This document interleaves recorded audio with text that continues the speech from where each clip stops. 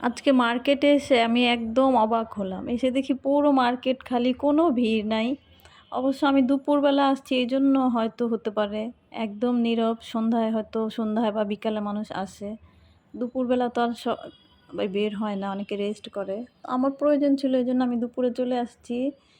তো এসে হচ্ছে আমি চলে গিয়েছিলাম এখানে টপ 10 এ, এখানে 2nd ফ্লোরে হচ্ছে টপ 10 আছে, ওখানে চলে গেছি। এখানে দেখলাম অনেক সুন্দর, সুন্দর কিছু টপস ছিল। আমার কিছু টপসের দরকার ছিল। তো এজন্য দেখতেছিলাম যে ভালো লাগে কোনটা।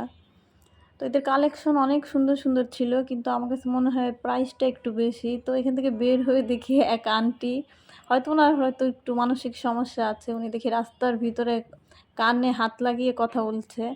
একা একাই কথা বলতেছে।